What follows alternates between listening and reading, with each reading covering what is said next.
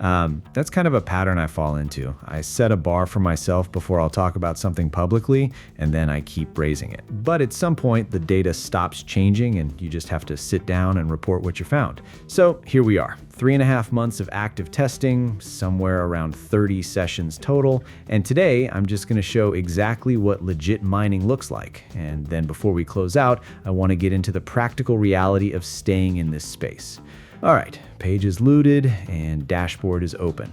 So this is the central workspace. Session setup, live monitoring, all the operational controls in one place without anything buried somewhere unintuitive. Okay, so first order of business is picking a token, going with USDC, and I want to draw attention to what's sitting here for a second because I think it deserves more recognition than it usually gets. The platform runs on multi-chain, which puts different assets on the table right from the start.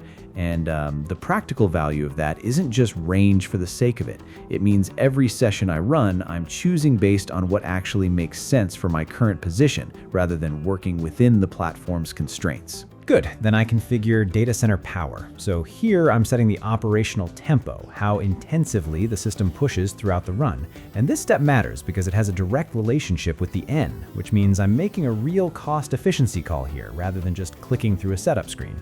Okay, I'm comfortable with where these parameters sit, pressing start, and session is launched. Console is running right here in front of me, and I always keep it visible during a run because it gives me actual system-level feedback rather than just a headline status. So I'm going to let this work for around a few minutes.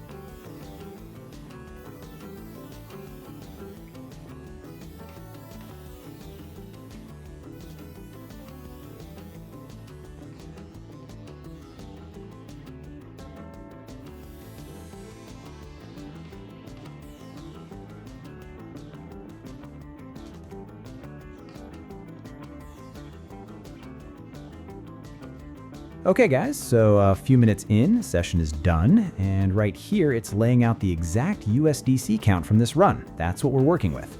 So here I need to enter my receiving address. Just a moment, please.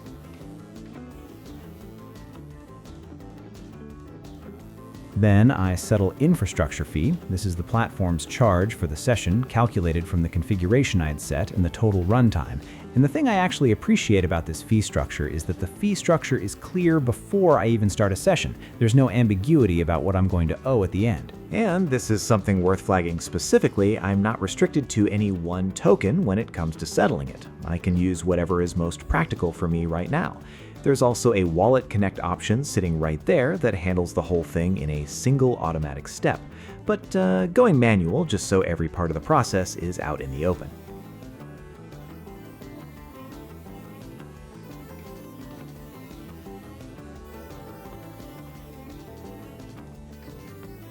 Everything is submitted, tapping I've sent right here, and now I wait a few minutes to process it. So, while that works, let me get into the part of this video that I think carries the most real-world value.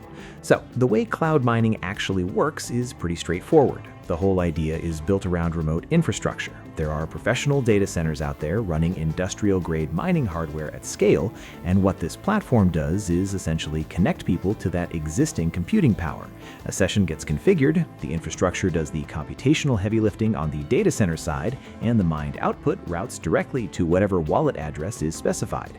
The operational complexity lives entirely on the infrastructure side, and what reaches the end user is just the result. And because the user-facing side of that model looks so clean and low friction, it's consistently drawn in bad actors who are very good at building the appearance of it. The reason I bring that up is because I think one of the most practically damaging assumptions in this community is the idea that you eventually reach a level of experience where this stuff just stops being a risk. You don't. I've been doing this professionally for years and it still happened to me. These projects are assembled convincingly enough to pass a real inspection, and they don't hide anywhere. They're right there in crypto space where serious people already spend their time. And what makes this problem so persistent is that this industry fundamentally doesn't reward patience.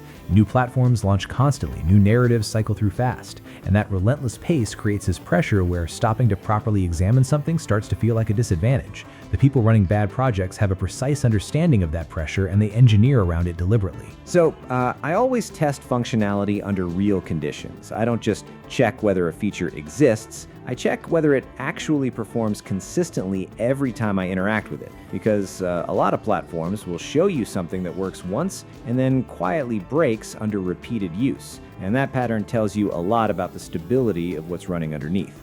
And the second thing, and honestly, this is where I form most of my final opinion, I pull my tokens into a self-custodied wallet and make that the default move from session 1. Not something I get around to eventually, not a reaction to something feeling off, just a standing habit every single time. That discipline has quietly kept me out of more situations than I probably have full visibility on. Okay, so I want to close with something that I think is more useful than a generic recommendation. When I test a platform, I'm not looking for a highlight. I'm looking for the moment when the consistency breaks down, because that moment is always more informative than any impressive single result. And what I found under 30 sessions here is that the consistency just didn't break down, not once. Every session ran cleanly, every withdrawal processed the way it was supposed to, and the platform communicated what was happening at each step clearly enough that I never had to second guess what I was looking at. I'm confident it's not being faked here. Thank you.